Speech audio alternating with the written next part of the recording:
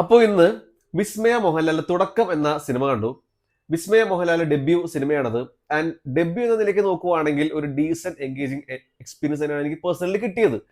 ആദ്യത്തെ സിനിമയിൽ തന്നെ ജൂഡ് ആന്റണി ജോസഫ് പോലത്തെ ഒരു ഡയറക്ടർ, സ്വന്തം പ്രൊഡക്ഷൻ ഹൗസ്, കിഡിലെ technical crew, Jomon P John, Akhil George, Shaman Chacko, Jakes Bejoy, ഇതൊക്കെ ഒരു അഡ്വാൻറ്റേജ് ആണ്. ആൻഡ് കഥയെ പറ്റി ഞാൻ കൂടുതൽ പറയുന്നില്ല. വിമൻ സേഫ്റ്റി, വിമൻ എംപവർമെന്റ്, ഈ ഒരു ബാക്ക്ഡ്രോപ്പിൽ നടക്കുന്ന ഒരു കഥയാണത്. ഈ സിനിമയുടെ first half was truly impressive. ഒരു edge of a seat thrilling experience ആണ് സിനിമയുടെ ഫസ്റ്റ് ഹാഫ് എനിക്ക് തന്നത്. ഈ സിനിമയുടെ സ്റ്റാർട്ടിങ് മുതലേ ഒരു പാട്ടിനൊക്കെ ശേഷം വളരെ നല്ല പേസിലാണ് സിനിമ പോകുന്നത്. ആ ഒരു മിസ്റ്ററി അവർ ബിൽഡ് ചെയ്ത രീതി, ആ ഒരു സസ്പെൻസ് മെയിൻറ്റെയിൻ ചെയ്ത രീതി, ഇന്റർവൽ കഴിഞ്ഞപ്പോഴേക്കും ഈ സിനിമ സെക്കൻഡ് ഹാഫ് കിടക്കുമെന്നാണ് വിചാരിച്ചത്. അത്രയും ഒരു ഇംപ്രസീവ് ത്രില്ലിംഗ് ഫസ്റ്റ് ഹാഫ് ആയിരുന്നു സിനിമയുടെ. പക്ഷേ ഈ സിനിമ സെക്കൻഡ് ഹാഫിലൂടെ കിടക്കുമ്പോൾ ഞാൻ ശരിക്കും എക്സ്പെക്ട് ചെയ്തത്, ആ ഒരു ഇന്റർവെൽ എത്തി നിർത്തിയത് ഒരു കിടിലൻ ഒരു ഒരു ആക്ഷൻ ത്രില്ലർ സെറ്റപ്പിലോട്ടാണ്. പക്ഷെ സെക്കൻഡ് ഹാഫ് കടന്നപ്പോൾ ആക്ഷൻ ത്രില്ലർ മാറി അവരെ ജോണർ കംപ്ലീറ്റ്ലി മാറ്റി ഒരു ഇമോഷണൽ ഡ്രാമയിലോട്ട് മാറ്റി. അവിടെയാണ് എനിക്ക് കംപ്ലീറ്റ്ലി സിനിമ കൈവിട്ട് പോയ പോലെ ഒരു ഫീൽ വന്നത്. അവരുടെ ഇന്റൻഷൻസ് കൊള്ളാം. ആ ഒരു women safety, self defence, empowerment, ആ പരിപാടിയൊക്കെ കൊള്ളാം. പക്ഷെ അതിനുവേണ്ടി അവർ വേറെ ഒരു ഫസ്റ്റ് ഹാഫ് ക്രിയേറ്റ് ചെയ്യണമായിരുന്നു. അല്ലെങ്കിൽ അങ്ങനെ ബിൽഡ് ചെയ്ത് സെക്കൻഡ് ഹാഫിലൂടെ പോകണമായിരുന്നു. ഇത് ഫസ്റ്റ് ഹാഫ് വേറെ ലെവല് കാണിച്ചിട്ട് ആ ഒരു ഫസ്റ്റ് ഹാഫിന്റെ വില തന്നെ സെക്കൻഡ് ഹാഫിന്റെ കഥ പറയുന്ന രീതിയിൽ കൊണ്ടുപോയി കളഞ്ഞ പോലെയാണ് എനിക്ക് തോന്നിയത്.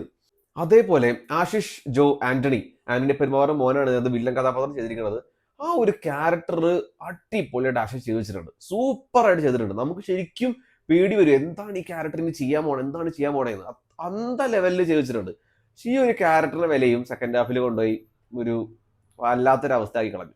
ഈ സിനിമയുടെ അതേ ക്വാളിറ്റി സെക്കൻഡ് ഹാഫിൽ ഉണ്ടായിരുന്നുണ്ടല്ലോ, ഇത് കിടിലൻ ഒരു ആക്ഷൻ ത്രില്ലർ അല്ലെങ്കിൽ ഒരു കിടിലൻ ത്രില്ലറായി മാറിയാണ്. പക്ഷെ എന്തോ അവർ ആ പൊട്ടൻഷ്യൽ കംപ്ലീറ്റ്ലി വേസ്റ്റ് ആക്കിയത് പോലെയാണ് തോന്നിയത്. ആ ഒരു വില്ലന്റെ ക്യാരക്ടർ പോലും നമുക്ക് സെക്കൻഡ് ഹാഫിൽ നമുക്കൊന്നും തോന്നില്ല, പേടിയും തോന്നില്ല. ബിക്കോസ് നമുക്കറിയാം ഈ സിനിമ ഇങ്ങനെ ബിൽഡ് ചെയ്ത് ആ ഇമോഷൻസിലൂടെ കടന്നുപോയി സെക്കൻഡ് ഹാഫ് അല്ലെങ്കിൽ ക്ലൈമാക്സിൽ അവർ എങ്ങനെയാണ് ഈ പടം അവസാനിക്കാൻ പോണേന്ന് നമുക്ക് ഓൾറെഡി ഭയങ്കര പ്രഡിക്റ്റബിൾ ആയിട്ട് ഫീൽ ചെയ്യും, ഭയങ്കര സ്ലോ ആയിട്ട് ഫീൽ ചെയ്യും. അതുകൊണ്ട് നമുക്ക് വലിയ എക്സൈറ്റ്മെന്റ് നമുക്ക് ഫീൽ ചെയ്യുന്നില്ല. പക്ഷെ എന്ത് വന്നാൽ പോലും ഈ സിനിമയുടെ ഫസ്റ്റ് ഹാഫ് അതാണ് ഈ പടത്തിന്റെ ഏറ്റവും വലിയ സ്ട്രെങ്ത്.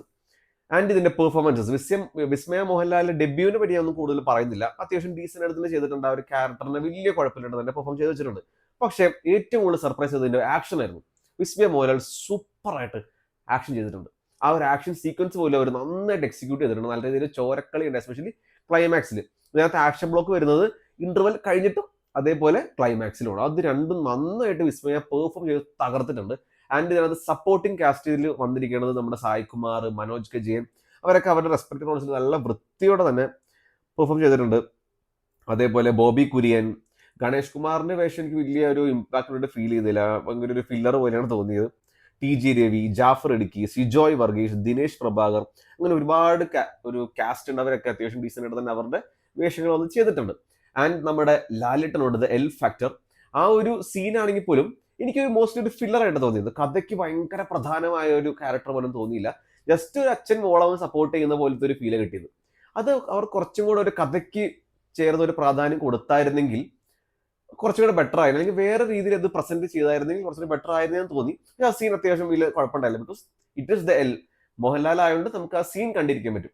അതേപോലെ ഇതിന്റെ ടെക്നിക്കൽ ഡിപ്പാർട്ട്മെന്റ്, ഇതിന്റെ ലൈറ്റിംഗ്, ഇതിന്റെ ബാക്ക്ഗ്രൗണ്ട് സ്കോർ, ഇതിന്റെ ഓഡിയോ വിഷ്വൽ പരിപാടി എല്ലാം കീഴിലായിരുന്നു. ആ ഒരു ത്രില്ലർ മോഡ് അവർ നന്നായിട്ട് എലിവേറ്റ് ചെയ്യുന്നുണ്ട്. ഓവറോൾ ഈ സിനിമയുടെ ഫസ്റ്റ് ഹാഫിനും അതേപോലെ ടെക്നിക്കൽ ബ്രില്യൻസിനും ആൻഡ് നമ്മുടെ വിസ്മയ മോഹൻലാലിന്റെ ആക്ഷൻ പെർഫോമൻസിന് വേണ്ടി കണ്ടിരിക്കാവുന്ന ഒരു സിനിമയാണത്.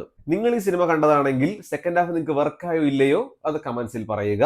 ആൻഡ് ഇതേപോലത്തെ ഓണസ്റ്റ് റിവ്യൂസ് നിങ്ങൾ ഇനി മിസ് ചെയ്യരുത്. Please subscribe to Abi reviews.